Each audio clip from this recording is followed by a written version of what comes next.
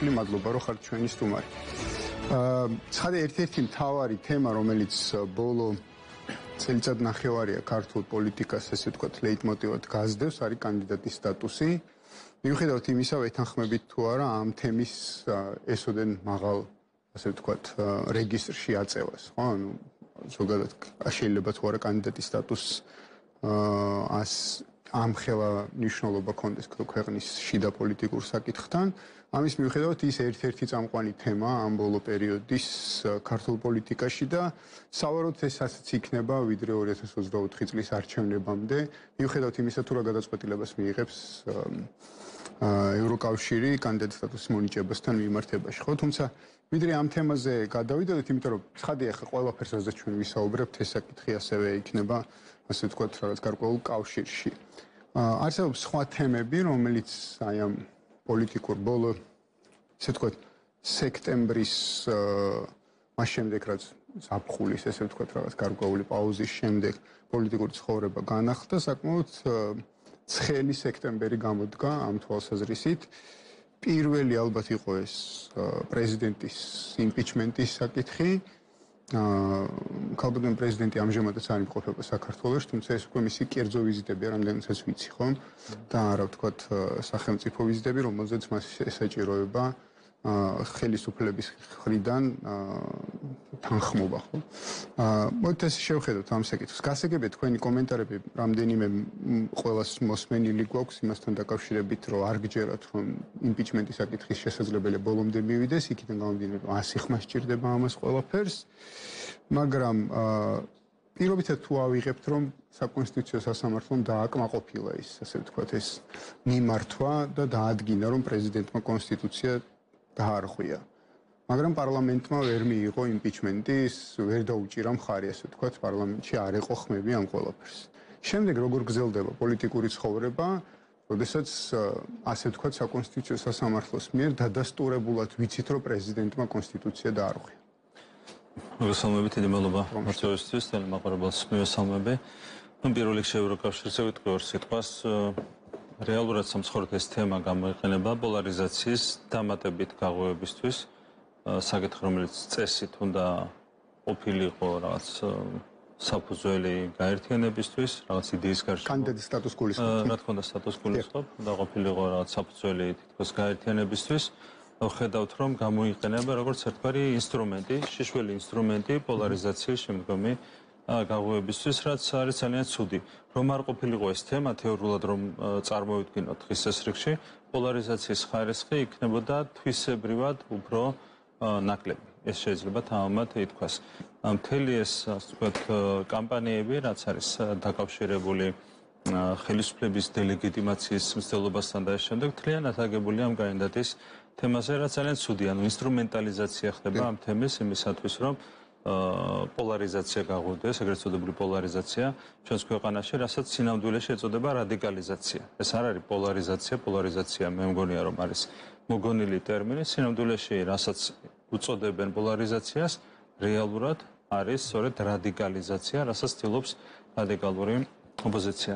რაც შეეხება სალომე ზურაბიშვილს და მის მიერ კონსტიტუციის უხეშად დარღვევას, ესეც არის ამ სცენარის ნაწილი. და აქაც ხედავთ, რომ თავარ საბაბად კონსტიტუციის დარღვევისთვის სალომე ზურაბიშვილიც იყენებს კანდიდატის თემას. ანუ სადაც არ უნდა წახვიდე, როდესაც გადიან კონსტიტუციური ჩარჩოებიდან რადიკალური ოპოზიცია თავის სალომე ზურაბიშვილით უკვე, ისინი საბაბად ყოველ ჯერზე იყენებენ სწორედ კანდიდატის თემას. და ამ შემთხვევაშიც რა ხდება? ანუ ის ამბობს, რომ კი არღვევს კონსტიტუციას, ნუ ფაქტობრივად აღიარება გამოდის, ხო? მაგრამ ამას აკეთებს იმისათვის, რომ კანდიდატის სტატუსი მიიღოთ. ეს არის მორიგი საბაბი იმისათვის, რომ ქვეყანა რაღაცნაირად გაიყვანონ კონსტიტუციური ჩარჩოდან და იმისათვის, რომ მოხდეს პროცესების რადიკალიზაცია ჩვენს ქვეყანაში. რაც შეეხება მიმდინარე ვიზიტებს, ესეც ამის მორიგი გამოხატულება სინამდვილეში, რა თქმა უნდა, ჩვენთვის, ჩვენი გადმოსახედიდან, გამომდინარე იქიდან, რომ კონსტიტუციური ჩარჩოდან არის გასული სალომე ზურაბიშვილი, ამას შეიძლება უწოდოთ კერძო ვიზიტი, მაგრამ სინამდვილეში ის კვლავაც უხეშად არღვევს კონსტიტუციას და ეგრეთ წოდებულ ოფიციალურ ვიზიტებს, სამუშაო ვიზიტებს ახორციელებს იქ. ყველა პროტოკოლის ყველა წესის დაცვით ხორციელდება ეს ვიზიტები. აქედან გამომდინარე ამ შემთხვევაშიც, რა თქმა უნდა, სალომე ზურაბიშვილი შეგნებულად გადის კონსტიტუციური ჩარჩოდან და უხეშად არღვევს საქართველოს კონსტიტუციას. აქედან გამომდინარე, ეს არის განგრძობითი პროცესი, რაც მან დაანონსა, თქვა, რომ უხეშად კონსტიტუციის დარღვევას განაგრძობს და ძალიან სამწუხაროა მოვლენა. რაც შეეხება თვითონ იმპიჩმენტის ასე ვთქვათ, პროცესის განვითარებას, ჩვენ ველოდებით პირველ რიგში საკონსტიტუციო სასამართლოს დასკვნას ამ თემასთან დაკავშირებით, საკითხი არის უმარტივესი. არის რეალურად კონსტიტუციის ტექსტი, რომელიც ამბობს, რომ ყველა შემთხვევაში, როდესაც პრეზიდენტს სურს წარმომადგენლობით უფლებამოსილების განხორციელება, მათ შორის სამუშაო ვიზიტის განხორციელება და შემდეგ ყველა შემთხვევაში მას ესაჭიროება მთავრობის თანხმობა და რატომ? აქ არის მთავარი სისტემა. სისტემა გვეუბნება, რომ ეს არის საპარლამენტო რესპუბლიკა, სადაც საგარეო პოლიტიკას ახორციელებს მხოლოდ მთავრობა, ექსკლუზიურად ახორციელებს მთავრობა და სწორედ ამის გამოა, რომ პრეზიდენტს მხოლოდ ჯერზე ესაჭიროება მთავრობის თანხმობა, თუ მას სურს ვიზიტის განხორციელება, თუ მას არ აქვს თანხმობა, ამ შემთხვევაში უხეშად ერღვევა უკვე კონსტიტუციამ და დღესავით ნათელია ყველაფერი, ჩვენ ველოდებით შესაბამისად სათანადო დასკვნას ბუნებრივია საკონსტიტუციო სასამართლოდან პირველი კურსის პირველი ლექციის გაზუსია. მას კიდევ ერთხელ ძალიან ხაზგასმით გავიმეორებ. შესაბამისად არ ვიცი სხვა დასკვნა როგორ შეიძლება აქ ვინმე გამოიტანოს, რომელიმე იურისტმა, რომელიც პატივისცემს საკუთარ პროფესიას, უბრალოდ შეუძლებელია, რომ აქ სხვა დასკვნა გამოიტანო. რაც შეეხება პოლიტიკურ გაგრძელებას, ანუ სამართლებრივი მხარე წარიმართება თვითონ საკონსტიტუციო სასამართლოში და შემდეგ უკვე პოლიტიკური ნაწილი პროცედურის გადმოდის საქართველოს პარლამენტში. სადაც იმპიჩმენტის დასრულებას სათანადოდ ჭირდება 100 ხმა და ჩვენ რა თქმა უნდა არ გვაქვს ამის მოლოდინი, თავიდანვე ვამბობდით, როდესაც იმპიჩმენტი აღძარით, თავიდანვე ვამბობდით, რომ 100 ხმის მოლოდინი არ გვაქვს ერთი მარტივი მიზეზის გამო. თავიდანვე ჰქონდა გარანტიები სალომე ზურაბიშვილს, როდესაც ის არღვევდა უხეშად კონსტიტუციას, წინააღმდეგ შემთხვევაში ხო ვერ გარისკავდა. მისთვის მნიშვნელოვანი არ მარტო მისთვის ისი, რასაც ჩვენ უწოდებთ პატრონებისთვის, არის მნიშვნელოვანი, რომ ერთი წელი კიდევ ეკავა სალომე ზურაბიშვილს საპარლამენტო არჩევნების ჩათვლით და საპარლამენტო არჩევნების მიღმა, კიდევ ერთი თვე დაახლოებით უწევს პრეზიდენტობა. მათთვის მნიშვნელოვანია, რომ სალომე ზურაბიშვილს კვლავაც ეკავოს პრეზიდენტის თანამდებობაში. შესაბამისად, მას ჰქონდა გარანტიები, რომ რადიკალური ოპოზიცია არ დაუჭერდა მხარს იმპიჩმენტს, წინააღმდეგ შემთხვევაში სალომე ზურაბიშვილი რა თქმა უნდა ვერ გარისკავდა. აქედან გამომდინარე, ჩვენ 100 ხმის მოლოდინი არ აქვს. კი ბატონო, რისთვის? ბატონო ირაკლი, მოდით ის საკითხი, ასე ვთქვათ, რა შეიძლება მოყვეს საკონსტიტუციო სასამართლოს გადაწყვეტილებას, ეს ჩემთვის ასე ვთქვათ, საინტერესოა, თუმცა თქვენ პატრონები ახსენეთ, ხო? ერთ-ერთ ეთერში ვნახე, რომ თქვენ არ გსურთ ამაზე აქცენტის გაკეთება, ვის ესაუბროთ. ბუნებრივი. მაგრამ მოდით კი ბატონო, არ დავასახელოთ სუბიექტები ამ პატრონებში, მაგრამ დავასახელოთ მიზეზი, ანუ რისთვის სჭირდება სალომე ზურაბიშვილი კიდევ ერთი წლის განმავლობაში ამ თანამდებობაზე. მუდმივი საბოტაჟი. ეს არის ერთადერთი მიზანი. თქვენ ხედავთ, რომ ამ შეზღუდული შესაძლებლობების მქონე თანამდებობაზე რა საბოტაჟის განხორციელებაზე. თანამდებობა გამოიყენება როგორც რესურსი ამ შემთხვევაში. უკვე სტატუსი მიუხედავად იმისა, რომ უფლებამოსილები აქვს ძალიან შეზღუდული საპარლამენტო რესპუბლიკაში, მოქმედი კონსტიტუციის მიხედვით პრეზიდენტ სალომე ზურაბიშვილს ამ შემთხვევაში მას აქვს სტატუსი. და ეს სტატუსი მაღალია, ხო? კონკრეტულად რისი გაკეთება შეუძლია, რისი დაშავება შეუძლია, ასე ვთქვათ. იმის გაგრძელება შეუძლია აქამდე აკეთებს. ანუ ის იყენებს თავის თანამდებობას და სტატუსს იმისათვის, რომ თუნდაც კონსტიტუციის უხეში დარღვევით შექმნას გარკვეული უხერხულობები. ამ შემთხვევაში ხედავთ რა ხდება, უხერხულობები მან უკვე შექმნა. იგივე თქვენ ნახეთ მათ შორის შტაინმაიერის რეაქცია იმპიჩმენტის აღძვრაზე. მას აღარ გაუპიარებია აქტიურად ის შეხვედრა, რომელიც გამართა საქართველოს პრეზიდენტთან ერთი პატარა თორსები ვებგვერდის ჩანაწერით შემოიფარგლა. ეს იყო და ეს და რამდენიმე ფოტო გავრცელდა და ასევე გახსოვთ მაკრონის რეაქცია ამ ყველაფერთან დაკავშირებით. მაქსიმალურად შეეცადა, რომ ოფიციალური შეხვედრის სახე არ მიესცა.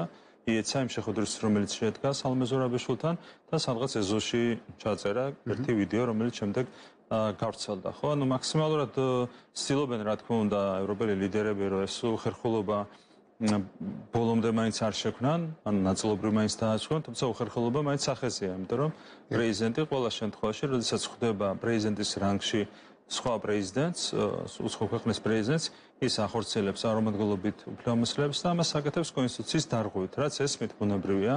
შესაბამისი ქვეყნების პოლიტიკური ლიდერებს მათ აქვთ სამისო გამოცდილებაც, ინფორმაციაც და ცოდნაც, რა თქმა უნდა, და ანალიზის უნარიც შესაბამისად. ნუ აქედან გამომდინარე, ეს არის მუდმივი მიზანი. აქაც კანდიდატის თემას უკავშირებენ, ესე შემთხვევითი არ არის და თქვენ იცით, რომ არის ეს მუდმივი საუბრები, რომ არა საქართველოს ხელისუფლება, ან ქართული ოცნების ხელისუფლება, არამედ ხალხი მიიღებს კანდიდატის სტატუსს და სალომე ზურაბიშვილი გამოხატავს ხალხის, ასე ვთქვათ, დენებას და არა ხალხის მიერ ამ მანდატით არჩეული ქართული ოცნების ხელისუფლება და ეს შემდეგ. ხო, ნუ ამ ყველაფრის ნაწილია, ხდება რეალურად თანამდებობის და სტატუსის რესურსად გამოყენება იმისათვის, რომ რაღაცნაირად საბოტაჟი განხორციელდეს. საბოტაჟი ხელისუფლების მიმართ. იგივე გახსოვთ, ხო, პრეზიდენტი კიდევ უფრო მაღალი სტატუსია ნინო ლომჯარია, რომელიც იყო სახალხო დამცველი. ყველაფერს აკეთებდა გარდა იმ, ასე ვთქვათ, უფლებამოსილებისა, რომელიც სახალხო დამცველს აქვს, ხო? ანუ მთლიანად პოლიტიკაში იყო შესული. არც ერთ პატიმართან არ შესულა პრაქტიკულად, ერთადერთი ვისთანაც შედიოდა იყო მიხეილ სააკაშვილი. ესეც იყო პოლიტიკური აქტი და არა სახალხო დამცველის უფლებამოსილების განხორციელების აქტი. მთლიანად იყო თავიდან ბოლომდე შესული პოლიტიკაში და ამასაც ავალებდნენ ზუსტად იგივე ადამიანები, ვინც ახლა დავალებებს გასცემს სალომე ზურაბიშვილის მიმართ. რატომ? იმიტომ რომ არის გარკვეული სტატუსი სახალხო დამცველის ოფიციალურად წარმოადგენს ხელისუფლებას გარკვეული ფორმით, მას აქვს შესაბამისი სტატუსი, კონსტიტუციური სტატუსი. ამ რესურსის გამოყენება ხდებოდა თავის დროზე ნინო ლომჯარიას სახით, როდესაც ის შეიყვანეს პოლიტიკაში ისეთი თანამდებობიდან, რომელიც არ არის დაკავშირებული პირდაპირ ფორმით, უშუალო ფორმით პოლიტიკასთან. მით უმეტეს იყენებენ ისინი, რა თქმა უნდა, პრეზიდენტის სტატუსს, რომელიც კონსტიტუციურად მართალია სიმბოლურია, მაგრამ ბევრად უფრო მაღალია ვიდრე იგივე სახალხო დამცველის სტატუსი. ანუ საბოტაჟისთვის ხდება თანამდებობის რესურსად გამოყენება, ეს არის და ეს. ანუ ამის შემდეგ შეგვიძლია ვთქვათ, რომ დარჩენილ ერთ წელიწადში, ასე ვთქვათ, ხო, ანუ რეალურად მართლ პარტიას ესმის, რომ ერთი წელიწადი ქალბატონი სალომე კლავაც იქნება ქვეყნის პრეზიდენტი, მიუხედავად იმისა, თუ რა გადაწყვეტილებას მიიღებს საკონსტიტუციო სასამართლო. მაგრამ ეს ერთი წელი გაივლის იმ მდგომარეობაში, რომ ქალბატონ სალომეს აღარ ექნება არც ერთხელ სავარაუდოდ ლეგიტიმაცია მთავრობისგან, რომ ის წარმოადგენდეს ქვეყანას საგარეო პოლიტიკაში. ასეა საქმე? ბუნებრივია.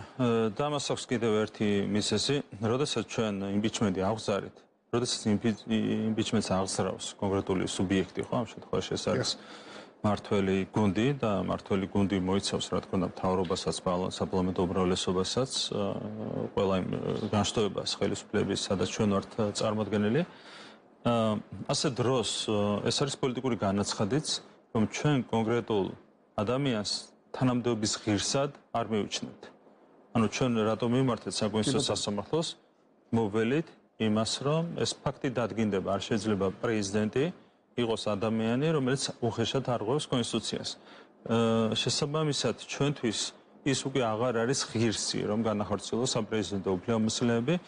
ჩვენი რესურსები შეზღუდულია, რა თქმა უნდა, შიდა პოლიტიკაში ვერაფერს ვერ უზამ, გააკეთებს კვლავაც იმ განცხადებებს, რომლებიც უპირისპირდება ჩვენი ქვეყნის ძირეულ ინტერესებს, ეროვნულ ინტერესებს, მაგრამ სადაც აქვს რესურსი საქართველოს მთავრობას, რომ შეუზღუდოს საბოტაჟი სალომე ზურაბიშვილს, იქ რა თქმა უნდა ეს აუცილებლად არის გასაკეთებელი. რა თქმა უნდა ეს არის კონსტიტუციურად მთავრობის გადასაწყვეტი, მაგრამ მე ვფიქრობ, რომ ანუ ეს იქნებოდა ალბათ ჯანსაღი პოზიცია მართველი გუნდის მხრიდან, რომ რა თქმა უნდა ისეთი ადამიანი, რომელიც არ არის ღირსი პრეზიდენტობის, არ შეიძლება საქართველოს სახელით სადმე წავიდეს რომელიმე ვიზიტში, არ უნდა დააზიანოს, არ უნდა მივცეთ მას ელემენტარულად იმის საშუალება, რომ დააზიანოს შემდგომში მთავრობას იმისთვის, რომ არ გაუშვას პრეზიდენტი, აი თუნდაც ასეთი ეგრეთ წოდებული კერძო ვიზიტებით.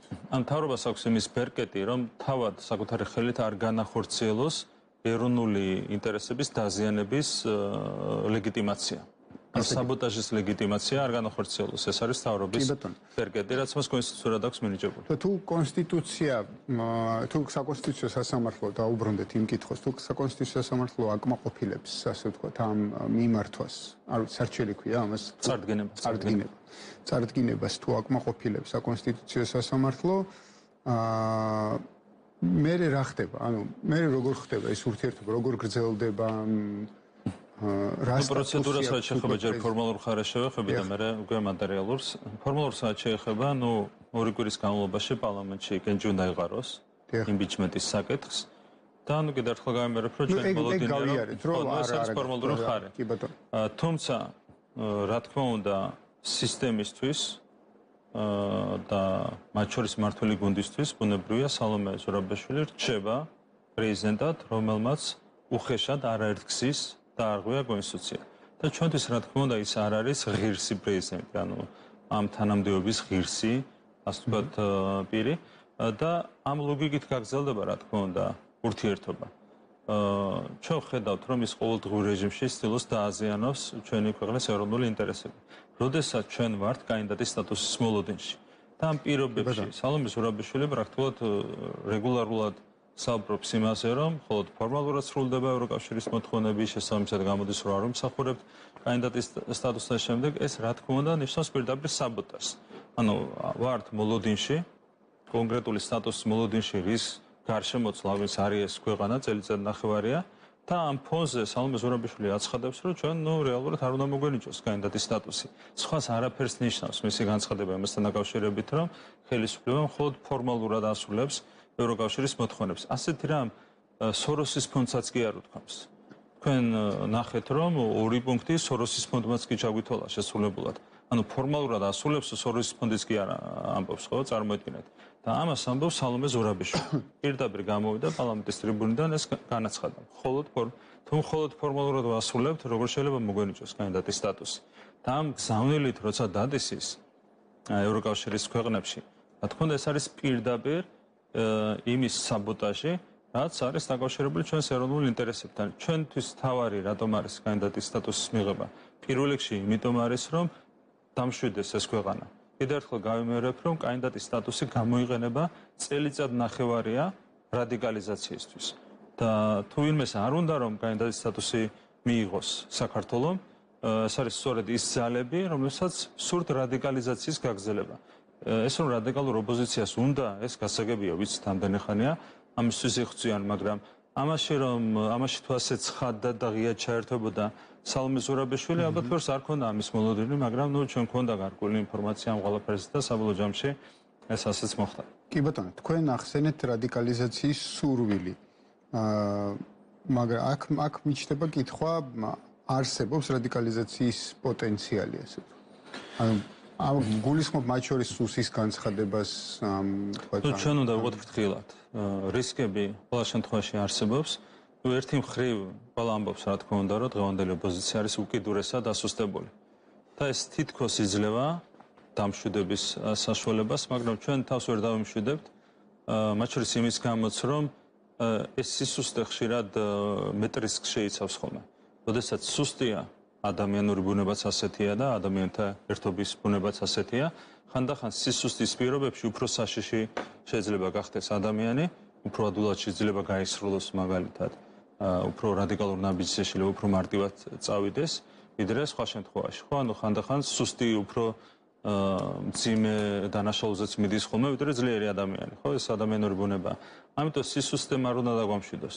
რა თქმა უნდა, ძალიან სუსტია დღეს ოპოზიცია, მათ შორის რადიკალური ოპოზიცია, მაგრამ სწორედ ამაშია რისკი, რომ ისინი შეიძლება ყველაფერ უკადრებელზე წავიდნენ.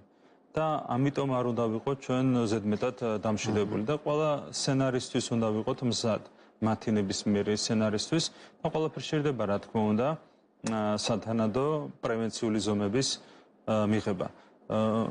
მათთვის არის რაღაცა თვითმიზანი, რომ ქვეყანა არიონ, ხელისუფლება შეცვალონ, ესთვის უნდა ამას არაერთხელ გვისაუბრია, ოპოზიციას ეს ყველაფერი, შესაბამისად სიფრთხილე არის აუცილებლად საჭირო. ის რა ინტერესია, რაში მდგომარეობს ეს სისუსტე, იმიტომ რომ ჩვენ არაერთხელ, როცა თქვენ ამბობდით ერთ-ერთ ეთერში ეს რამდენიმე კვირის წინ, რომ ოპოზიცია არის აბსოლუტურად დაშლილი ერთმანეთთან დანაწევრებული, რაღაც ერთი ადამიანი ორ კაცს გამოეყო და ცალკე წავიდა და რაღაც ასე შემდეგ. ესეთი შედარებები თუ ფაქტის კონსტატაციები მოიყვანეთ თქვენ ეთერში და საინტერესო ერთი რამე არის, რომ ჩვენ მსგავსი პროცესები ოპოზიციის შიგნით გვინახავს ადრეც და შემდეგ არჩევნების წინ გაერთიანებული ოპოზიციაც გვინახავს, ხო? და საბოლოო ჯამში რეალურად მართლა მნიშვნელოვნად განსხვავდება დღევანდელი ოპოზიცია, მაგალითად 2020 წლის ოპოზიციისგან, რომელმაც დაახლოებით 1 მილიონი ხმა მიიღო ქვეყანაში? პირველ რიგში ამ რადიკალურ ოპოზიციამ დღემდე წააგო 8 არჩევნები. 2012 წლიდან ეს გასაგებია, კი, მაგრამ 1 მილიონი ხმა მიიღო ოპოზიციამ ერთიანად, ხო? ესე რო ავიღოთ ჯამში ოპოზიცია, მაგრამ რადიკალურმა ნაწილმა ამასე ნაკლები აიღო. 9 მილიონი დაახლოებით. კი. ხო, ამიტომ საბოლოო ჯამში ასე გამოდის, რომ ასე ითვლება ხოლმე არჩევნების შედეგები. ჩვენ ვიღებთ ხოლმე დაახლოებით 50%-ს, ნაცმოძრაობა 30%-ს და აქ არის ძალიან დიდი, ასე ვთქვათ, სხვაობა, რომელსაც ვერაფერი ვერ უბალანსებს მათ. და ეს სხვაობა კიდევ უფრო მეტად გასწელია. ანუ პირველი, რატომაც შეიძლება მარტივად ვისაუბროთ ჩვენ ოპოზიციის დასუსტებას, არის რეიტინგები. ეს რეიტინგები ჩვენგანაც იზომება და მათგანაც იზომება. ანუ ჩვენც გვაქვს რეიტინგები, პოლიტიკური კვლევები, სოციოლოგიური კვლევები და მათაც აქვთ ეს სოციოლოგიური კვლევები და ეს დიდი სხვაობა, რაც ისედაც იყო 50-30 უხეშად, კიდევ უფრო მეტად გასწელია და თან არა უმნიშვნელოდ. 10%-ზე მეტით არის სხვაობა გასწელი. ჩვენ შორის 15%-ზე მეტიც კი იყო ბოლო კვლევის მიხედვით. ეს არის ერთი, ანუ რეიტინგები, ესეც არ გვაძლევს რა თქმა უნდა დამშვიდების საშუალებას. ჩვენი მიზანია რომ შევინარჩუნოთ და კიდევ უფრო მეტად გავზარდოთ ჩვენი, ასე ვთქვათ, შედეგი და გავაძლიეროთ ჩვენი პოზიციები. ანუ მოდუნების საშუალებას ეს არ იძლევა, მაგრამ დღევანდელი მოცემულობა ეს არის, რასაც ყველა უყურებთ, ჩვენც უყურებთ და ისინიც უყურებენ, ყველა ვზომავთ ამ ყველაფერს. ეს არის ერთი რეიტინგები და ეს რეიტინგები მარტო საარჩევნო პოტენციურ შედეგს ხო არ ნიშნავს, ეს არის ასევე ქუჩის პოტენციალიც, ხო? ანუ შენ საბოლოო ჯამში ეს ციფრები გაძლევს პოტენციალის გაზომვის, ქუჩის პოტენციალის გაზომვის საშუალებასაც და ეს მათ აქვთ ეს ინფორმაცია, არც საარჩევნო რესურსი აქვს და შესაბამისად არც ქუჩის რესურსი აქვს, ეს ერთი. და მეორე, რაც შეეხება დაშლას, რაზეც ხშირად ვსაუბრობთ, ესეც ფაქტია, ხო?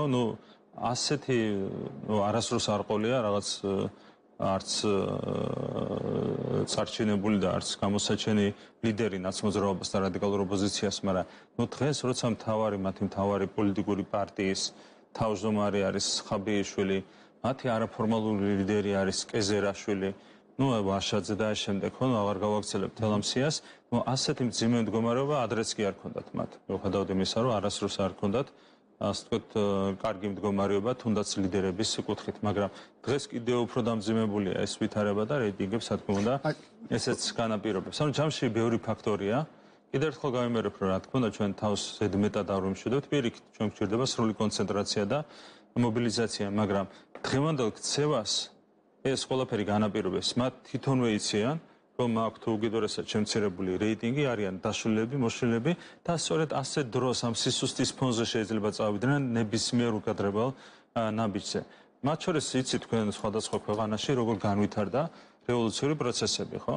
იგივე ერთ-ერთი ქვეყნის მაგალითი, არაბული ქვეყნის მაგალითი გავიხსენე, სწორედ იქაური ეს რადიკალური ძალები და მათი უცხოელი პატრონები აპიარებდნენ ერთ-ერთ ახალგაზრდას, სტუდენტს, რომელიც იყო ამ ოპოზიციური, ასე ვთქვათ, მოძრაობის, ასე ვთქვათ, ყველაზე თვალსაჩინო ლიდერი და სწორედ ეს ახალგაზრდა კაცი მოკლეს, რაც გახდა შემდეგ საბაბი, ასე ვთქვათ, მუხტის აწევისთვის და ასე მოხდა რევოლუცია, რამაც დაანგრია ეს ქვეყანა, არ მინდა დეტალებში შევიდე, გარკვეული მიზეზების გამო ეს ერთი და იგივე უკრაინაშიც გახსოვთ რა მოხდა.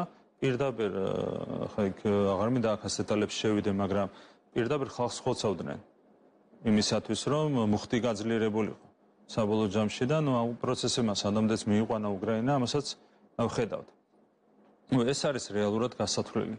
ასეთი დასუსტებული ოპოზიცია არის საშიში სწორედ სისუსტის გამო, რომ ყველაფერ უკადრებელზე შეიძლება წავიდნენ და ერთი ვიდრე რევოლუციის საკითხს კიდე შევეხებოდეთ, ეს საინტერესო საკითხია ნამდვილად, მაგრამ რადგან ახსენეთ რეიტინგები, თქვენ ამ ინფორმაციით, რომელიც თქვენ გაქვთ ამ რეიტინგებიდან გამომდინარე, შეგიძლიათ თქვათ, რომ ოპოზიციური ელექტორატი შემცირებულია. მე არ ვამბობ კონკრეტული პარტიების მიერ მხარდაჭერას.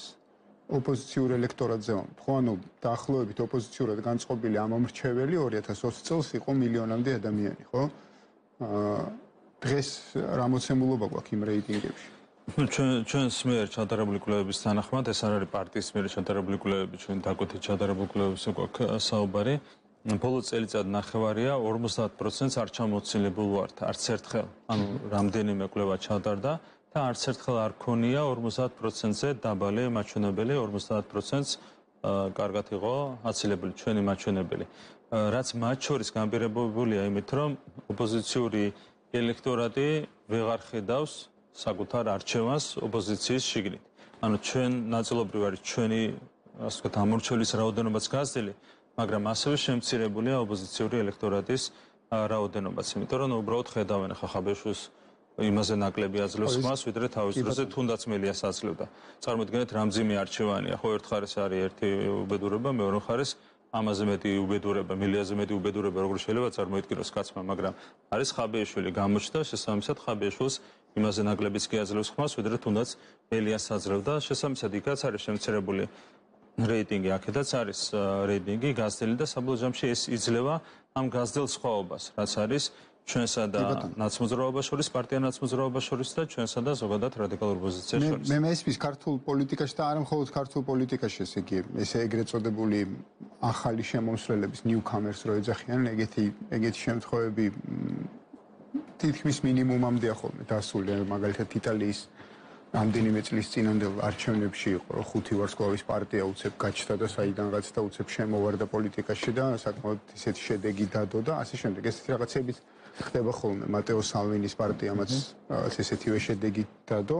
არსებობს ეგეთი შემთხვევები, თუმცა საკმაოდ იშვიათია და რთულია, მაგრამ მთლიანობაში აი ეს თქვათ ელექტორალური განწყობა, ოპოზიციური ელექტორალური განწყობა შესაძლოა არსებულ ტრადიციულ ოპოზიციას არ აძლევდეს იმდენ ხეირს, მაგრამ ქმნიდეს შესაძლებლობას, რომ ახალი მოთამაშეები გაჩნდნენ პოლიტიკაში, ხო? რაღაცა თქვა უცებ საიდანღაც რაღაცა ჯგუფი გამოჩნდეს და ასეც არასისტემურ, ესე ვთქვათ, პოლიტიკურ ჯგუფებს ეძახიან ხოლმე და რაღაცა იმათმა მოიმხრონ თავის თავზე ეს ყველაფერი და მთელი ეს პოლიტიკური თამაში, რომელიც აქამდე არსებობდა, საერთოდ შეცვალა, ხო? ასე შემდეგ. ამისთვის რამდენად მზად არის ქართული ოცნება, რომ შეიძლება, თქვათ, საერთოდ არსაიდან მოხდეს რაღაცა, თქვათ, შემოდინება ესეთი პოლიტიკური ძალის. ზოგადად საინტერესო საკითხია. აქ უბრალოდ პოტენციალი ნაკლებად არის ამ ყველაფრის ერთმარტივ მიზეზის გამო. პოლიტიკაში არის საჭირო რესურსი და ძირითადად ორი რესურსია საჭირო, ორივე ერთმანეთთან არის დაკავშირებული. ეს არის ფინანსური რესურსი და ეს არის მედია რესურსი, ხო? ეს ორი რესურსი ოპოზიციის მხარეს კონცენტრირებულია დღეს ამ რადიკალური ოპოზიციის ხელში, თავიდან ბოლომდე. არსებობს ასევე ქართული ოცნების რესურსი, ხო? ანუ ჩვენ გვაქვს ჩვენი შემოსავლის წყაროები და არის მედია საშუალებები, რომლებიც არიან ლოიალური ჩვენს მიმართ, ასე რომ ვთქვათ. შესაბამისად, ანუ გადანაწილებულია ეს რესურსი. აქედან გამომდინარე, ახალ თავისუფალი რესურსი არ არსებობს ქვეყანაში. ხო, დღეს ესეთი მოცემულობა, ანუ არის პირდაპირ პარტიული ტელევიზიები, რომლებსაც აკონტროლებს ნაცმოძრაობაში ყველას გულისხმობ, ხა გასაგებია, იგივე ლელოს მიაქვს ყოველთვიურად ფული, როგორც მთავარში, ასევე ტელეპირველში. მაგრამ ჩემთვის ხა ნაცმოძრაობა პარტია და ლელო, ორივე ნაცმოძრაობა, ანუ არავითარი განსხვავება არ არის მათ შორის. ანუ აქ არის კონცენტრირებული ან კოლექტიურ ნაცმოძრაობაში ეს რესურსი და ასეთ პირობებში, როდესაც მედიაზე წვდომა არის შეზღუდული და ფინანსებზე წვდომა არის შეზღუდული, სხვა პოლიტიკური სუბიექტებისთვის ეს სამწუხარო რეალობაა. დრო ჩაგედელ წრეში გვტოვებს ეს მოცემულობა. ხო, საინტერესოა, კაი აღიარებაა ისე ვთქვათ. კი, ანუ რეალურად ეს ასეა და ანუ ეს პოლარიზაციაც ხო ხელოვნურია. ანუ რეალურად რაღაცეები ისე დაალაგდა, მათ შორის პირველ რიგში ხელოვნურად, რომ სხვა ძალებისთვის ოპოზიციიდან თუნდაც ახალი ძალებისთვის წარმატების რესურსი არ არსებობს. ეს არის ერთ-ერთი მთავარი სცენი, რაც აქვს ჩვენს პოლიტიკურ სისტემას, რომ არის ხელოვნურად ჩაგეტილი. ახლა სიღრმეში აქაც არ მინდა წავიდე. იმიტომ რომ ესეც პირდაპირ გარედან თავს მოხვეულია 2013 წლიდან მოყოლებული. ანუ ეს არის გარედან თავს მოხვებული, ეგრეთ წოდებული პოლარიზებული სისტემა, როცა შენ უნდა იყო მუდმივად ერთ რაღაცა პოლიტიკური სპექტრის ჩაგეტილ წრეში, შენ უნდა იყო მუდმივად პოლარიზაციის და რადიკალიზაციის ჩაგეტილ წრეში, ეს არის სამწუხარო რეალობა, რაც არის თლიანად ხელოვნური და გარედან თავს მოხვეული დეტალებში არ შევალ კიდევ ერთხელ ვიტყვი, მაგრამ ეს არის ძალიან სამწუხარო რეალობა. რაღაც მომენტში იმედია, რომ ეს ყველაფერი გაერღვევა. საქართველოში არის უამრავი ადამიანი, რომელსაც აქვს რესურსი, რომ თავის სიტყვა თქვას, ხო, პოლიტიკურ ცხოვრებაში. მაგრამ აქაც რას ხედავთ, ნახეთ? რა უნდა მოხდეს იმისთვის? ყოველ ჯერზე, როდესაც ცდილობდა ვიღაც, რომ მესამე ძალა წარმოეჩინა, სინამდვილეში ისე მიდიოდნენ კოლექტიურ ნაცმოძრაობამდე.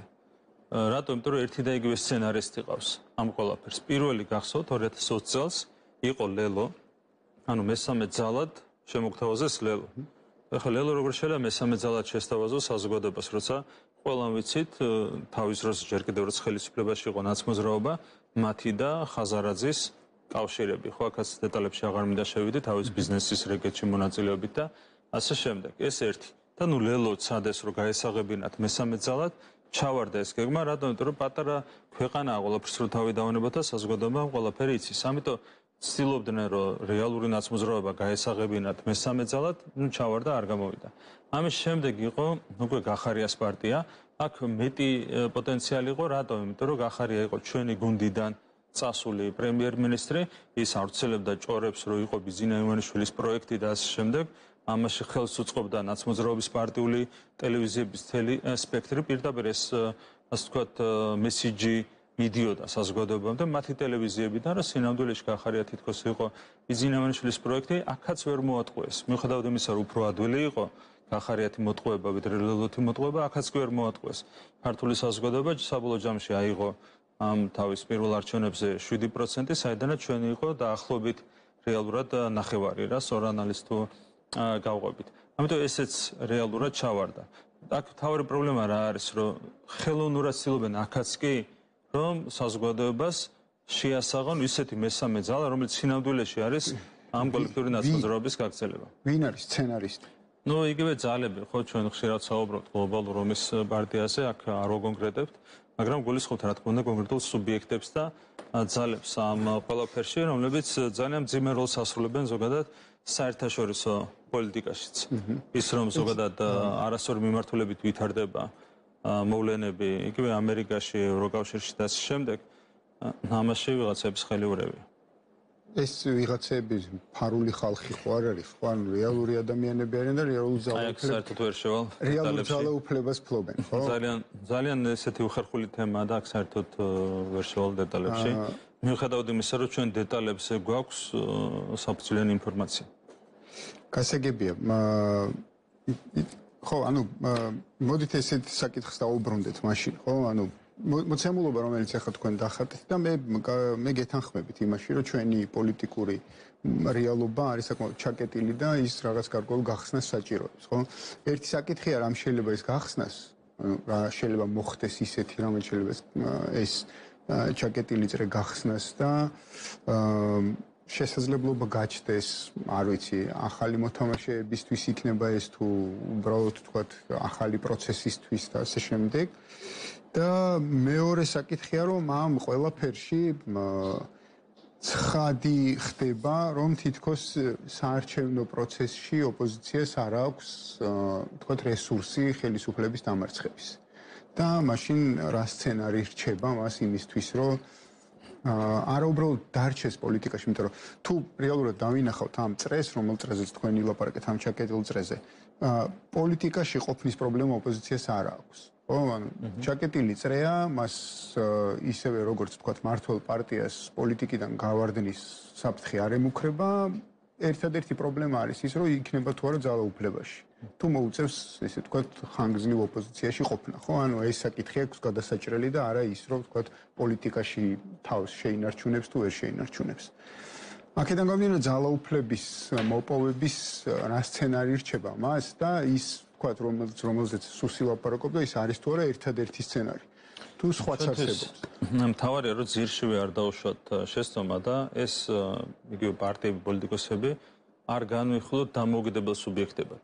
ჩვენ მათ თუ განვიხილავთ დამოუკიდებელ სუბიექტებად, არის უამრავი პარტია ევროპის ქვეყნებში, რომლებიც მუდმივად იღებენ 6-7-8%-ს, ინარჩუნებენ საკუთარ, ასე ვთქვათ, თავს პოლიტიკაში, მონაწილეობენ საპარლამენტო ცხოვრებაში, ოპოზიციიდან ცდილობენ პოლიტიკურ პროცესებზე გავლენის მოხდენას, ეს ჩვეულებრივი მოვლენაა. და თუ შენ ხარ დამოუკიდებელი და თუ ხედავ, რომ საარჩევნო რესურსი ამას არ ეღემატება შენი საარჩევნო რესურსი. ამას ისინი ეგუებიან ჩვეულებრივად. მაგრამ განსხვავება რა არის, რომ ესენი არ არიან დამოუკიდებელი პარტიები და დამოუკიდებელი პოლიტიკოსები. ისინი დავალებებზე არიან მთლიანად დამოუკიდებელი და თუ შენი დავალება არა ის, რომ მაქსიმალურად შეეცადოს შენი საარჩევნო რესურსის ფარგლებში შედეგების მიღწევას, არამედ თუ შენი ერთადერთი დავალება ხელისუფლების შეცვლა და ხელისუფლებაში მოსვლა, ამ შემთხვევაში ვერ იქნები, ასე ვთქვათ, კმაყოფილი იმ შედეგით, რომელიც აქვს მთელი ამ 8 არჩევნების დავალება თუ ამოცანა საფუძველს. დავალება. ან დამოუკიდებლები არ არიან. თავი პრობლემა მათთვის ეს არის. უხსენებელო კი,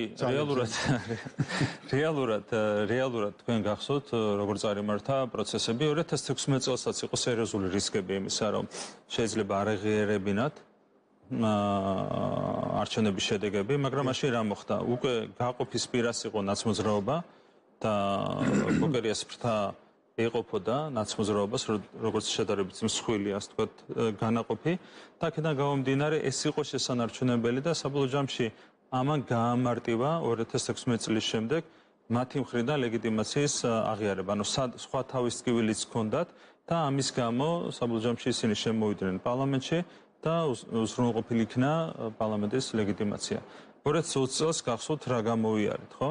ანუ არ შემოდიოდნენ ყოველგვარი საფუძვლის გარეშე თვითონ ხო და ომტკიცე თვითონ გააყალბეს ეს პარალელური ხმის დათვლაც ყველაფერი ეს თავიდან ბოლომდე აღარ მინდა ეს ყველაფერი გავიხსენო არავით არის არც საფუძველი არაფერი არ ქონდათ მიზეზი იმისათვის რომ არ შემოსულიყვნენ პარლამენტში და დაეწყოთ ეს საბოტაჟი თუმცა მაინც გააკეთეს რატომ თან რა ხდებოდა პირველად მოხდა საქართველოს ისტორიაში ის რომ ოპოზიცია პარლამენტში შემოვიდა 60 კაცი და 10 პარტიით ეს ხო არის სერიოზული მიღწევა ოპოზიციისთვის და ეს გაძლევს ძალიან კარგ საფუძველს ობიექტურად თუ უყურებ მოვლენებს, რომ 4 წლის განმავლობაში მოემზადო შემდეგ უკვე არჩევნების მოგებისთვის, მაგრამ აქ ამოცანა ეს კი არ იყო. ამიტომ არ მიიღეს მათ მანდატები და ამიტომ არ შემოდიოდნენ პარლამენტში, რომ მათ ჰქონდათ სულ სხვა ამოცანა და დავალება. დავალება პირველ რიგში, რომ სასწრაფოდ იყო რაღაცა გადასატეხი. და ეს ყველაფერი, ასე ჩვენ საუბრობთ ღიად, უკავშირდებოდა ერთადერთ ამოცანას. ეს იყო ორი ფრონტის ამოცანა. რაც მოხდა უკრაინაში, ის უნდა მოხდარიყო საქართველოში და სწორედ ეს იყო მათი დავალება. ამიტომ გახსოვთ თქვენ როგორ წარიმართა პროცესები, იგივე თებერვლის დასაწყისში. 2022 წელს მანამდე ტაქტიკურად სწორად გავიარეთ და საბოლოო ჯამში მოვახერხეთ და შემოვიყვანეთ ეს ძალები პარლამენტში, თუმცა როგორც კი დაიწყო უკვე ომი უკრაინაში, წამოვიდა უმძიმესი ზეწოლა სხვადასხვა ფორმით.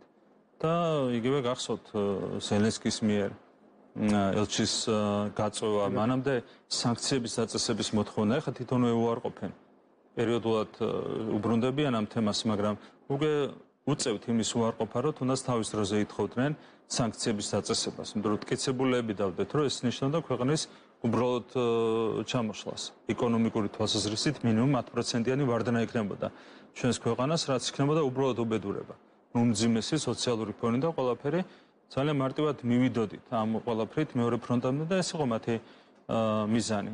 ითხოვდნენ სანქციების დაწესებას, ითხოვდნენ მებრძოლი მოხალისეების გაგზავნას უკრაინაში, რაც პირდაპირ უკვე ნიშნავდა, რომ ჩვენ ხდებოდით სამხედრო კონფლიქტის ნაწილი.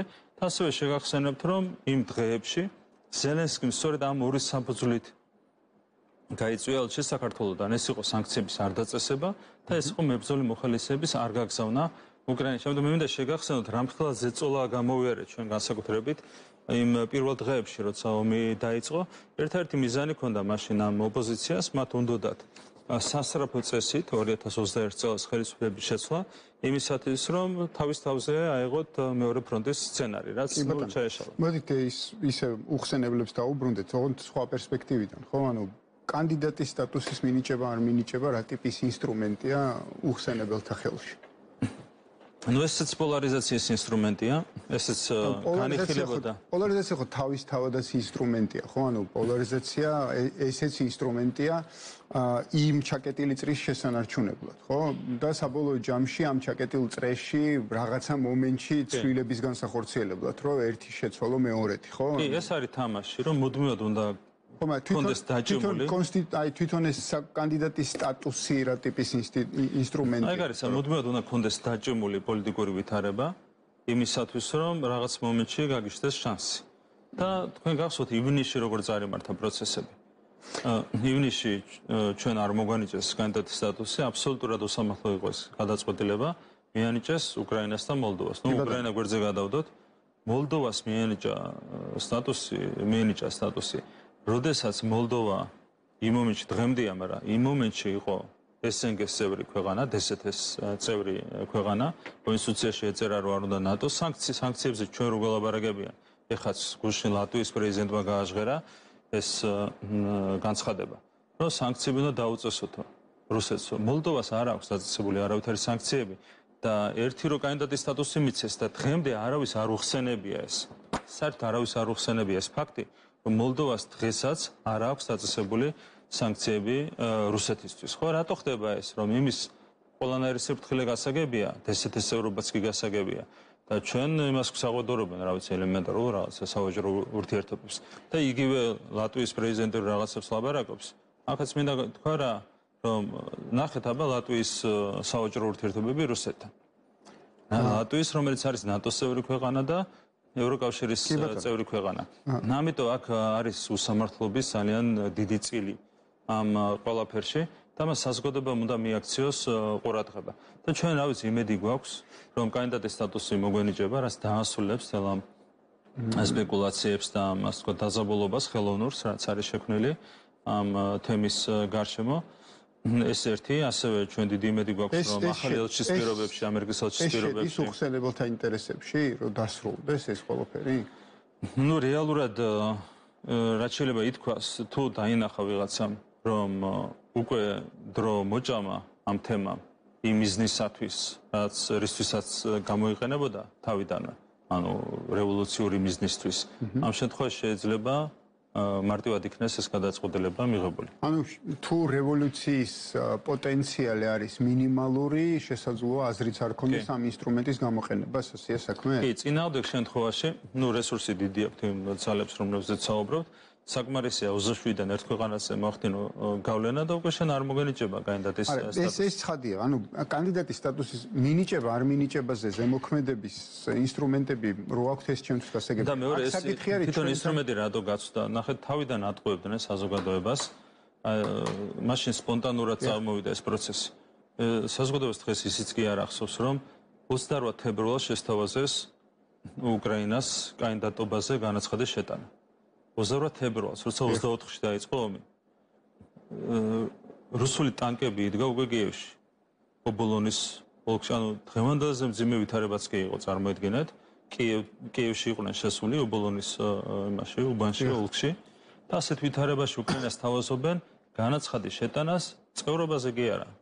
წევრობაზე რო ყოფილიყო კიდე რაღაც კანდიდატობაზე, რომელიც არც ეკონომიკურად, არც ფინანსურად არც არ იძლევა, ხო? ანუ ასეთი უცნაური იყო, რა თქმა უნდა, ეს თავიდანვე უცნაურად დაიწყო ეს პროცესი და ნუ ამას მოყვა მერე ასევე უცნაური გაგრძელება საქართველოს მაგალითზე, უცნაური იყო, რა თქმა უნდა, ის რომ ქვეყანას მიანიჭეს ჩვენ არა, უცნაური იყო ისიც, რომ მერე ივნისში რაღაც რევოლუციური პროცესები საგორებასა და ამის საფუძველზე რადიკალურმა ოპოზიციამ ბევრი უცნაურობა, ну, რა თქმა უნდა, ცოტა ესე ქარაგმულად მომყვა ყველაფერს, ბევრი უცნაურობა ახდა, რა თქმა უნდა, ამ თემას თავიდან ბოლომდე, თუმცა ნუ მიზანს ვერ მიაღწიეს იმ ძალებმა, რომელსაც აქვთ მანკიერი ინტერესები ჩვენი ქვეყნის მიმართ საბედნიეროდ ეს ასე მოხდა. ну, საბოლოო ჯამში შესაბამისად, თუ საზოგადოებამ ისიც გაიგო, მაშინ ატყუებდნენ, ხალხს პირდაპირ იტყუებდნენ ეს ამ მდიდარი ენჯოების ლიდერები, ეგრეთ წოდებული ექსპერტები, ამ ოპოზიციის წარმომადგენლები, რომ თითქოს კანდიდატის სტატუსი აყოვებდა საქართველოს, ყისიერად გამოიწვევდა თანხების შემოდინებას, ეკონომიკაში, ფინანსური დახმარებების შემოდინებას, რაც ტყუილი იყო. და საზოგადოებამ ამასობაში ამ წელიწადნახევრის განმავლობაში უკვე გაიგო, რომ ეს ყველაფერი იყო ტყუილი. შესაბამისად, კანდიდატის სტატუსი გაცვდა როგორც პოლარიზაციის ინსტრუმენტი. და ეს აადვილებს, რა თქმა უნდა, საბოლოო ჯამში ჩვენთვის დადებითი გადაწყვეტილების მიღებას. თუმცა ნუ ისე 50-50-ზე არ კარგი, და თქვათ კანდიდატის სტატუსი მიენიჭა ქვეყანას საბოლოო ჯამში ამ პროცესში. და პოლარიზაციაც როგორი ამ საკითხი, თუ ოპოზიციას მით უმეტეს აღარ რჩება კანდიდატის სტატუსის საკითხი, ხო, ანუ პირობითად კანდიდატის სტატუსის მინიჭება რას ნიშნავს? რომ ოპოზიციას მოუწევს თქვას, რომ ქართულმა ხალხმა მიიღო ეს ყველაფერი, ანუ ის ნარატივი, რომელიც ჩვენ ვიცით, ხელისუფლება ამას არ იმსახურებდა, მაგრამ მისი ეს ნარატივი, ეს რადიკალური ნარატივი, რომ ხელისუფლება ანტიევროპულია და ასე შემდეგ, გარკვეული თვალსაზრისით საფუძველს მოკლებული გახდება, ხო? კანდიდატის სტატუსის მინიჭებით. შესაბამისად, პოლარიზაციის ელემენტიც იკლებს, თითქოს იკლებს, ხო? რადიკალიზაციის ელემენტი იკლებს, ყოველ შემთხვევაში мотиваციები იკლებს და ასე შემდეგ, ხო? ანუ ქუჩაში თუ აქამდე ორჯერ ხალხი გამოიყვანეს იმის, რომ აი ევროპას ვშორდებით და სადღაც ჩრდილოეთით გადავინაცვლეთ და ასე შემდეგ, ეს ნარატივი თითქოს რაღაცა გარკვეული, ესე ვთქვათ, დამატებითი იმპულსს მოკლებული იქნება, ხო? ამ შემთხვევაში ამ ჩახურული წრის შესანარჩუნებლად რა ინსტრუმენტები რჩება უხსენებლებს? რეალურად ჩვენ არ გვაქვს იმის ილუზია, რომ კანდიდატის სტატუსის მინიჭება დაასრულებს პოლარიზაციას. უბრალოდ არსებითად შეასუსტებს იმპულსებს მოხსნის წელსახად. ანუ შესაბამისად პოლარიზაცია მოიკლებს, არსებითად თვისებრივად მოიკლებს, თუმცა პოლარიზაცია დარჩება ბუნებრივია. მაგრამ არჩევნების აღიარების კანდიდატის სტატუსი არ არის ერთადერთი ინსტრუმენტი 2024 წელს არჩევნების აღიარების საკითხი რა თქმა უნდა, იგივე რისკები არსებობს. თავისუფლად შეიძლება შეიძლება უფრო გაზრდილიც ეს ყველაფერი იქნება დამოკიდებული, რა თქმა უნდა, იმ მომენტისთვის არსებულ მოცემულობაზე, არა მარტო საქართველოს შიგნით, ქვეყნის შიგნით, არამედ ჩვენს გარშემოც, იგი უკრაინაში რა იქნება, ჩვენს გარშემო რა იქნება, საქართველოში რა იქნება, ყველაფერზე იქნება ეს დამოკიდებული. ანუ მე ისი ბატონო იკლი, რომ ესე იგი ეს დახურული წრე, რომელიც არსებობს ჩვენს გარშემო და რომელზეც ვისაუბრეთ წეღან, ხო? საბოლოო ჯამში ხელისუფლებას გარკვეულ მომენტში მაინც უქმნის ძალაუფლების პრობლემას. იქიდან გამომდინარე, რომ თუ არსებობს ეს დახურული წრე, მუდმივად არსებობს უხსენებელთა ინტერესი, რომ ამ დახურულ წრეში შეიცვალოს ძალთა ბალანსი. ეს აუცილებელი მოცემულობა, ასე ვთქვათ, ხო? თუმცა თქვენ არ გიჩნდებათ ინტერესი, რომ ეს დახურული წრე გაირღვეს? თუმცა ეს ინტერესი ყოველთვის თანაბრად მძაფრი არ იყო. ეს ინტერესი გამძაფრდა უკრაინაში ომის დაწყებასთან კავშირში. როცა ახლოვდებოდა, როცა ახლოვდებოდა, იმიტომ რომ 2000, რა თქმა უნდა, ასეთ ვთქვათ პროცესებში ჩვენ ხედავდით 2013 წელსაც კი გახსოვთ მაშინაც, როგორი ზეწოლა იყო იგივე, კოაბიტაციას თავს მოხვეული იყო. აბსოლუტურად ხელოვნურად თავს მოხვეული იმისათვის, რომ ეს დაჭიმული ვითარება შენარჩუნებულიყო. პოლარიზაცია იყო ხელოვნურად თავს მოხვეული და სწორედ ამიტომ იყო პირდაპირ განცხადებები კეთდებოდა იმასთან დაკავშირებით, რომ არ დაიჭიროთ არავინ წინა ხელისუფლებიდან, მიუხედავად იმისა, რომ უამრავი მძიმეს დანაშაული ჰქონდათ ჩადენილი. აბსოლუტურად ხელოვნური იყო ის კოაბიტაცია და შესაბამისად ეგრეთ წოდებული პოლარიზაცია, რომელიც თავს მოგვახვიეს რეალურად. მაგრამ თვითონ ამ დაძაბულობის ხარისხი, დაჭიმულობის ხარისხი ჩვენს პოლიტიკაში იყო ბევრად უფრო დაბალი. იგი 2016-17 წლებში ყველაფერი ბევრად უფრო მეტად გაიძაბა. ნაკლები ლეგიტიმაცია ჰქონდა იმ წლებში, ანუ ეგეც იყო, რაღაცა პერიოდის შემდეგ მათი ლეგიტიმაცია იზრდება, ხო? ეგეც იყო ფაქტორი, სერიოზული ფაქტორი, მაგრამ ამას გარდა კიდევ ერთი მნიშვნელოვანი ფაქტორი რა იყო, რომ კონკრეტული ინტერესი ესეთი მძაფრი არ იყო. როგორც ეს იყო უკრაინის ომის დაწყებასთან კავშირში არსებული ინტერესი. საერთოდ სხვა ინტერესი არსებობდა. იქ უფრო მძაფრი ინტერესი ჰქონდა ვიღაცას, რომ საქართველოში ყოლოდა მისი ხელისუფლება. იმიტომ რომ ქვეყნის უკრაინიზაცია იყო, ასე ვთქვათ, ის სცენარი, რომლის გარშემო წარიმართა პროცესები 2021 წელს.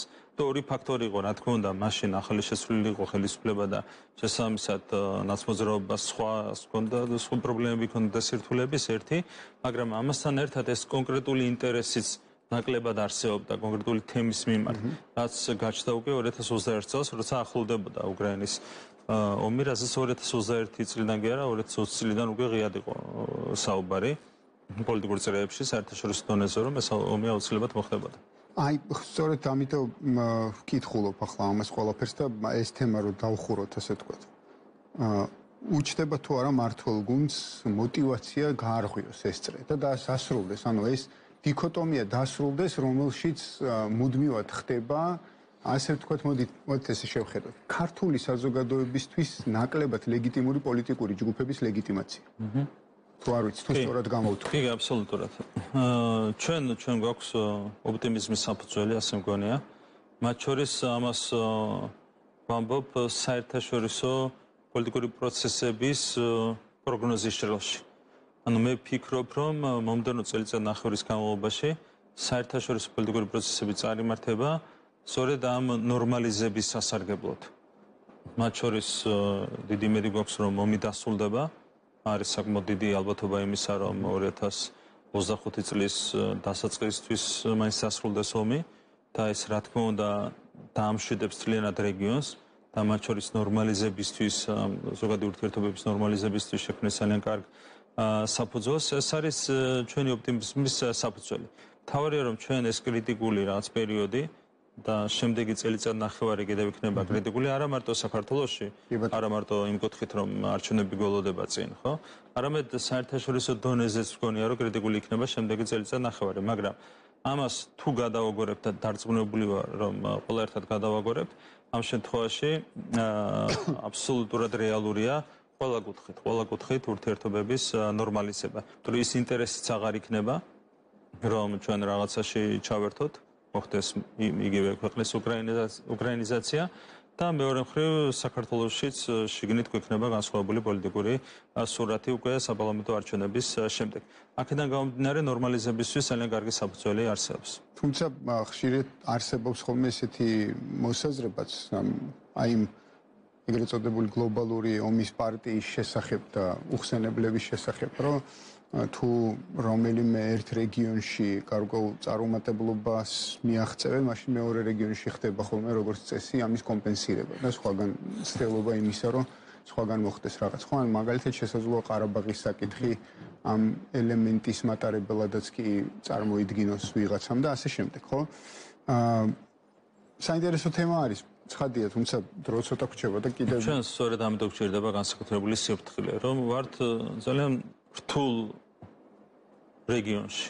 და ჩვენ რეგიონის გარშემო საკმაოდ საინტერესო პროცესები მიმდინარეობს. რა თქმა უნდა. ამიტომ თვის სამწუხაროდ არ ხდება ხოლმე ამ პროცესებზე პოლიტიკური კლასის მსჯელობა და უფრო რაღაცა ისეთ. ესეც ხელოვნურია. ის რომ საქართველოში ელიტები არ არსებობს, პოლიტიკური ელიტა როგორც ასეთი, მაგრამ ეს არ არის მარტო საქართველოს პრობლემა. იგივე შეხედეთ ევროპაში რა ხდება ამერიკაში, პოლიტიკური ელიტები არის როგორც ასეთი მოშლილი და დარჩა კვაზი ელიტები. არსებობს არც ტიპის პატარა სახელმწიფოები. არსებობს არც ინტელექტუალური ელიტა, რაც ადრე ინტელიგენცია ერქვა ჩვენთან და ზოგან სხვა სახელი ხედა ეს შემდეგ. ანუ ელიტები რო არ არსებობს ჩვენს ქვეყანაში და არა მარტო ჩვენს ქვეყანაში. სხვა ქვეყნებისთვისაც ეს პრობლემა, ესეც აბსოლუტურად ხელოვნური პროცესის შედეგია. თუ სამწუხაროდ ასე ვითარდება გლობალურად პროცესები, ეს ვიღაცების ინტერესებშია. თუ საზოგადოებას ჰყავს ძლიერი ელიტა, ამ შემთხვევაში მისი შერყევა ბევრად უფრო ძლიერია. განსხვავებით იმ მოცემულობისგან, როდესაც ელიტები არის დასუსტებული. ეს ხელოვნური პროცესი რაც აადვილებს თანამედროვე მედია საშუალებები, ტელევიზიებიც აადვილებს ამას დიდწილად, თუმცა სოციმედია განსაკუთრებით გაადვილა ელიტების მოშლანების მიერ სოციუმში. ამიტომ ეს ცოტა ისეთი კომპლექსური პრობლემაა, მაგრამ თავი ჩვენ თავს უნდა მივხედოთ, ეს პრობლემაც რაღაცნაირად მისახედია. შესაძლებელია მათ შორის რაღაცა ჩარევებით ალბათ, რომ ხელი შეეწყოს საზოგადოების ძლიერი სტრუქტურის ფორმირებას. თუმცა ეს არის ურთულესი ამოცანა, კიდევ ერთხელ გამერებ განსაკუთრებით ამ ახალ ვითარებაში, როდესაც სოციმედია აბსოლუტურად აღირავებს ურთიერთობებს, განსხვავებული მიმართულებით წარმართავს, თუმცა ბევრი კომპლექსური საკითხია საქართველოშიც, ჩვენს გარშემოც. თავარია რომ ჩვენ მაქსიმალურად დავიცვათ ჩვენი ეროვნული ინტერესები მიუხედავად ამ კომპლექსური სირთულეებისა, რომლებიც არის ჩვენს წინაშე. კი ბატონო. ის რა კი მაინც მინდოდა ბოლოს ერთი საკითხი უფრო ადრე მქონდა ეს მონიშნული ეს თემა, თუმცა ამ კანდიდატის სტატუსმა გადავანაცვლებინა, ესე ვთქვათ. ფარცხალაძის საკითხს მინდა რომ ერთი ელემენტით შევეხოთ, ერთი შეიძლება ორითაც. ყველა ის არგუმენტი რა, ასე ვთქვათ, პასუხი გარკვეული თვალსაზრისით ყველა მოვისმინეთ, რომ როგორ მოხდა ეს პროცესი, რატომ მოხდა და ასე შემდეგ და ასე შემდეგ. ჩემთვის საინტერესო დარჩა საბოლოო ჯამში თქვენ გაქვთ თუ არა კითხვები ამ საკითხთან მიმართებაში? მართლ გუნდს გულისხმობ, რატო? იმიტომ რომ აღმოჩნდა, რომ ყოფილი პროკურორმა არ განუცხადა საკუთარ ქვეყანას, რომ მას სხვა ქვეყნის მოქალაქეობა აქვს. და ეს საკითხი მას შემდეგ გახდა ცნობილი, რაც ჩვენმა პარტნიორმა ქვეყანამ მას სანქციები დაუწესა. ამ საკითხს ბევრი მხარე აქვს და ყველა მხარე საინტერესოა. პირველ რიგში სანქციის დაწესებას რაც შეეხება, რა თქმა უნდა, ეს არის პირველ რიგში საინტერესო. ყველამ ხო იცოდა, რომ ეს თემა იქნებოდა გამოყენებული ოპოზიციის მხრიდან საბაბად დამატებითი პოლარიზაციის დამატებითი გაღვივებისთვის. და ასეც მოხდა, ხო? ეს ხო ძალიან მარტივად გათვლადი იყო. ამიტომ ვინც მიიტანა ეს ფურცელი სახელმწიფო დეპარტამენტში. ვფიქრობ, რომ სწორედ ამას თვლიდა და ეს იყო სწორედ შესაბამისი ადამიანის მიზანი. ეს იმ ჯგუფის გაკეთებულია უკაცრავად რომ გაწყვეტინებთ უკრაინაში არსებობს რაღაც ჯგუფი რომელიც დასასანქცირებელთა სიას ადგენს. ის ადამიანების ინსტრუმენტები არიან რეალურად. არა, პირობითად ვამბობ. იგივე ჯგუფის გაკეთებული თუ სხვა ტექნიკურ დეტალებს არც აქვს მნიშვნელობა, მაგრამ იგივე ძალებზე გვაქვს საუბარი, ვიზაც ეჭვ გვაქვს რომ სურთ ამ პოლარიზაციის გაღვივება ზოგადად ჩვენს ქვეყანაში და ასე ხდება, ხო? არის რაღაც პროცესები. და კიდევ ერთხელ გამბერო, ვინც მიიტანეს ფურცელი სახელმწიფო დეპარტამენტში, მას ჰქონდა კონკრეტული მიზანი, რომ ხელი შეეწყო დამატებით პოლარიზაციისთვის და გაეჩინა ახალი საბაბი ოპოზიციისთვის, რაც მოხდა სინამდვილეში, ამას იყენებს დღემდე, რაღაც რამდენიმე დღე შეინარჩუნეს ეს თემა და ამ დღეების განმავლობაში იყენებენ იმისათვის, რომ რაღაცნაირად დამატებით თავს დაესხან ხელისუფლებას, თქვან რომ ეს არის რაღაცა პირველი ნაბიჯი ხელისუფლების დასანქცირებისკენ და ასე შემდეგ. ერთ-ერთი რაც მოახერხეს არის რამდენიმე ერთეულით ლარის კურსის გაუფასურება, ისიც ქვევით ჩამოვა უახლოეს დღეებში. ეს არის მაქსიმუმი, რასაც მიაღწიეს და პლუს დაახლოებით 60 მილიონის დახარჯვა მოუწია სახელმწიფოს იმისათვის, რომ ეს ხელოვნური აჟიოტაჟის ფონზე კურს არ შექმნოდა პრობლემა. 60 მილიონი დოლარი დაახარჯინეს ქვეყანას, რამდენიმე დღე რას პიარული მოხდი შეინარჩუნეს, ეს ხო და ეს. მეც ვერ მიაღწიეს, მაგრამ რა თქმა უნდა მეტი შედეგზე იყო გათვლილი ეს ნაბიჯი ეს ერთი. რაც ახლა მოქალაქეობის თემას, ეს არის სამწუხაროდ როგორც არის მიღებული პრაქტიკა, ადამიანი საქართველოში არის 10,000-ობით ადამიანი, მათ შორის რომელსაც აქვს საქართველოს და რუსეთის ერთობლივად მოქალაქეობა, საქართველოს და სხვა ქვეყნის მოქალაქეობა. ეს კანონს ეწინააღმდეგება, მაგრამ ეს არ არის სანქცირებადი დარღვევა. აქ ზოგადად სახელმწიფოს აქვს ლოიალური პოლიტიკა და ეს არის დიასპორის მიმართ პოლიტიკის შემადგენელი ნაწილი, ეს ლოიალურობა.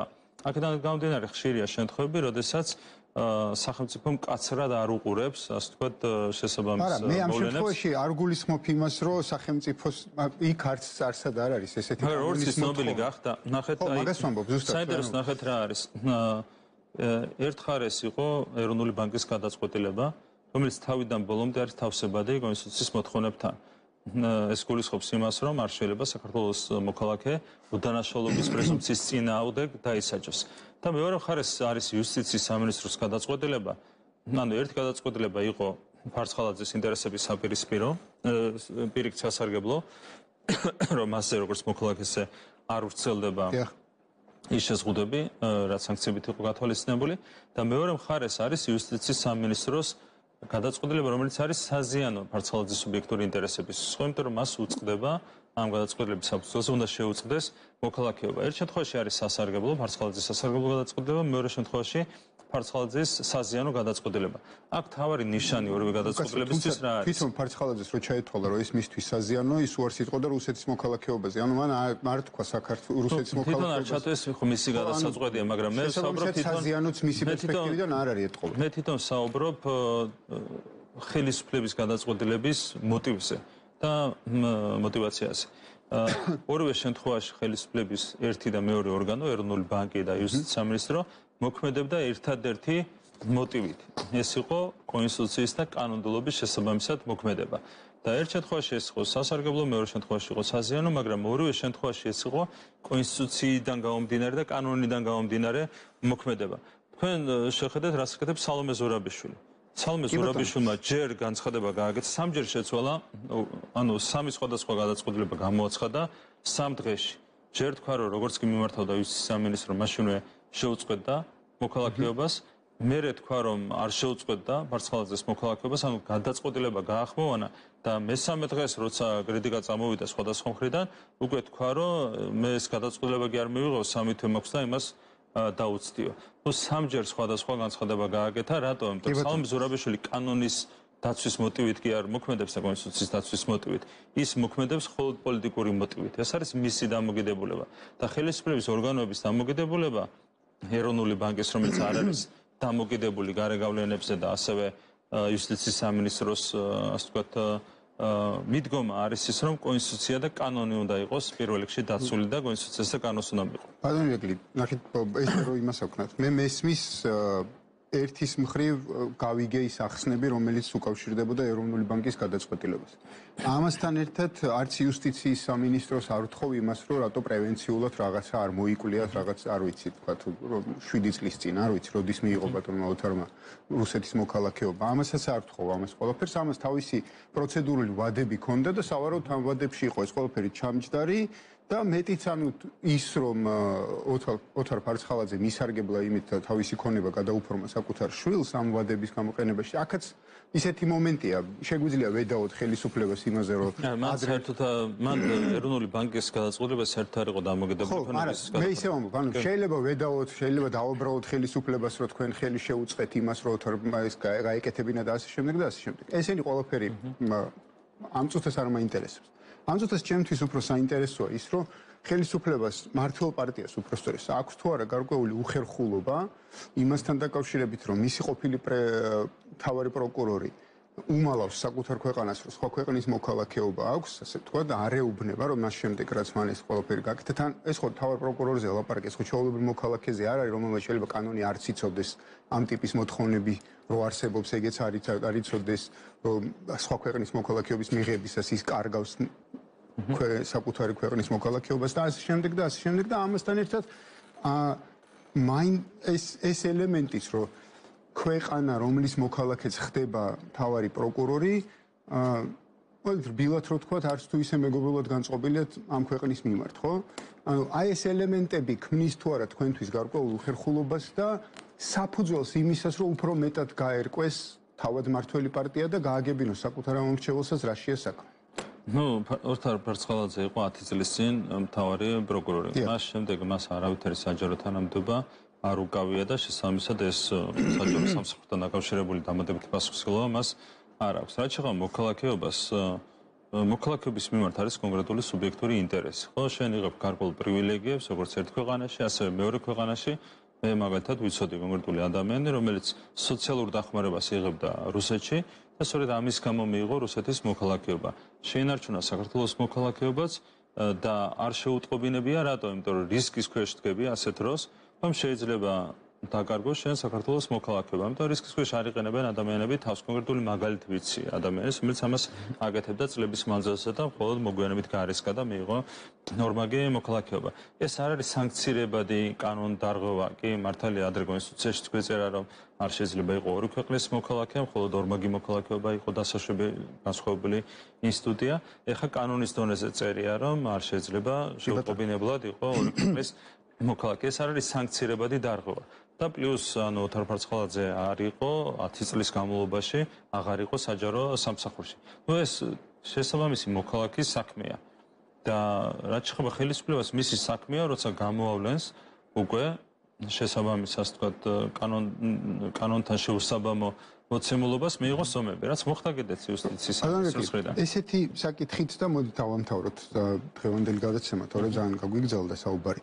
ესე იგი თუ მოითხოვეთ პარტნიორისგან კონკრეტული მტკიცებულებები ისეთი ტიპის ბრალდებაზე, როგორიც არის ფედერალური საფრთხეების სამსახურთან თანამშრომლობის საკითხი, ხო? იმიტომ რომ ეს მით უმეტეს საინტერესო როდის რა პერიოდზეა საუბარი, ხო? ანუ მაშინ იყო თუ არა მთავარი პროკურორი, თუ შემდეგ არის ამაზე საუბარი, რა ტიპის გავლენებზე საუბრობენ ჩვენი პარტნიორები, როდესაც ფარცხალაძის საზოგადოებაზე გავლენაზე მე მოვისმინე გასაგებია რომ ის არ არის საჯარო პირი, მაგრამ არსებობს ხოლმე სხვა ფორმები საზოგადოებაზე გავლენის მოსახდენად და ასე შემდეგ. ანუ აი ეს მცდელობა თუ არის საქართველოს ხელისუფლების მხრიდან პარტნიორს გამოართვას მტკიცებულებები თუ კომუნიკაცია არც ყოფილა ამით. Ну ეს არის სახელმწიფო უსაფრთხოების სამსახურის პრეროგატივა, რომელსაც გამოძიება უკვე დაიწყო ამ თემასთან დაკავშირებით. გამოძიება რასთან დაკავშირებით მიმდინარეობს?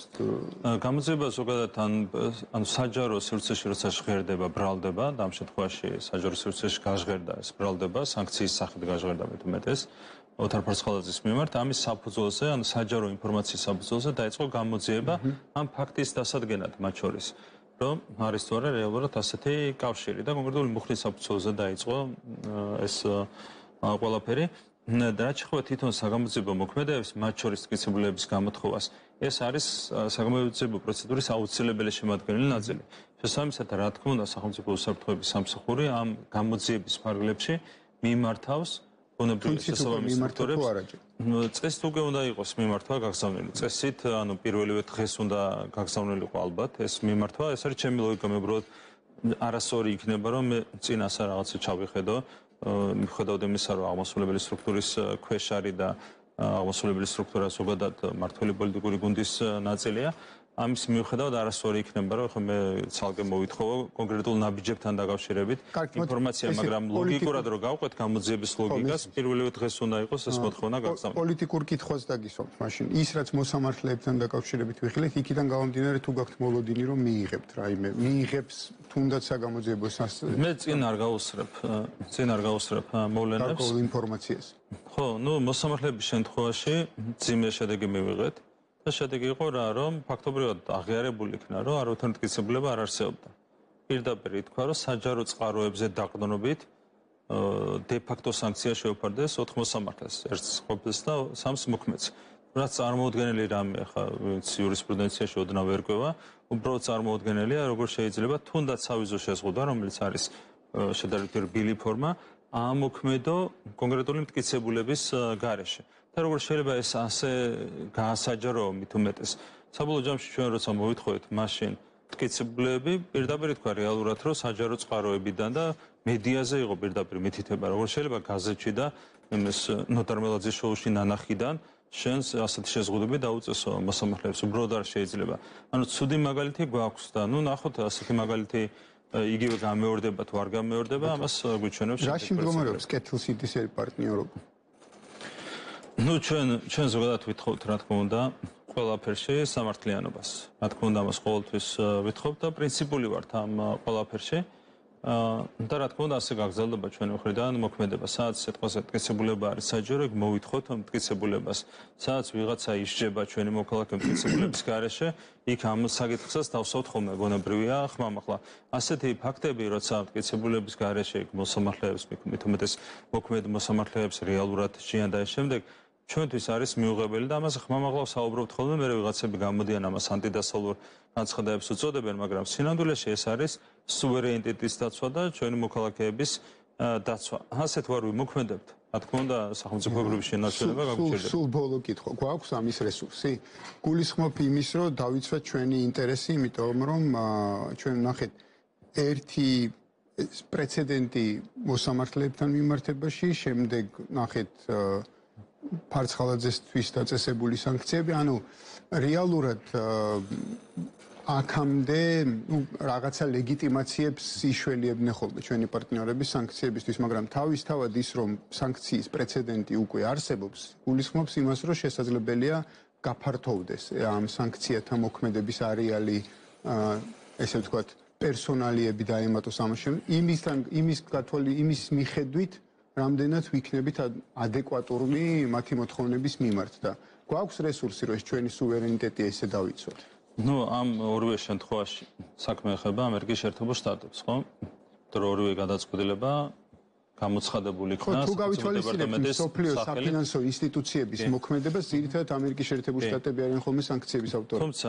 თუმცა რეალურად ჩვენ კიდევ ერთხელ შეგვიძლია ვთქვათ, რომ არიან ვიღაცები, ვისაც ეს ფურცლები მიაქვთ სახელმწიფო დეპარტამენტში. და ჩვენ დიდი იმედი გვაქვს, რომ ახალი ელჩის პირობებში ასეთი ფაქტები აღარ გამეორდება. ანუ ელჩის პრობლემა არის მხოლოდ და მხოლოდ საკადრო თემები ბევრ ამას წყვეტს. არა, მე მესმის უბრალოდ ელჩი თვითონ ხო არ იღებს ამ გადაწყვეტილებებს რა გააკეთოს ქვეყანაში, ხო? ანუ მას ხო რაღაც კონკრეტული დავალება აქვს და პოლიცია. როდესაც საუბრობ, რაღაც უფრო ფართო კონტექსტს გულისხმობ, რა თქმა უნდა. მაგრამ სწორედ ამ ფართო კონტექსტის გათვალისწინებით მე მაქვს დიდი იმედი და ეს არ არის რაღაც აბსტრაქტული იმედი. მე მაქვს დიდი იმედი, რომ ახალი ელჩის პირობებში ასეთი ფაქტები აღარ გამეორდება, როცა მაგალითად მოსამართლეებში ან მტკიცებულების გარეშე, როცა მოსამართლეს იბარებენ და ანგარიშს თხოვენ კონკრეტულ საქმეზე გახსოვთ რა მოხდა მოსამართლე ჩხიკვაძესთან დაკავშირებით. პირდაპირ კონკრეტულ საქმეზე მოსთხოვეს პასუხი, რაც კონსტიტუციაში წერია, რომ არის დაუშვებელი. ანტიკონსტიტუციური მოქმედება განახორციელა საელჩოს კონკრეტულმა თანამშრომელმა მოსამართლის მიმართ. მე მაქვს ძალიან დიდი იმედი, რომ ახალი ელჩის პირობებში ასეთი რაღაცები არ მოხდება და აღარ გავაგრძელებ ამ ყველაფერს რეალურად იქ რაც არის და როგორც არის, მაგრამ მე მაქვს დიდი იმედი, რომ ასეთი რაღაცები ახალი ელჩის პირობებში არ გამეორდება და მათ შორის მტკიცებულებებზე დაუფუძნებელ ფურცლებსაც აღარ მიიტანენ ხოლმე მომავალში სახელმწიფო დეპარტამენტში. დაპირებას შევასრულებ და მეტ კითხვას აღარ დაგისურვებთ. მშვიდობიან ღამეს გისურვებთ და მომავალ შეხვედრამდე კარგად ვზრუნდებოდეთ თქვენს დაგემშვიდობით. მშვიდობიან ღამეს.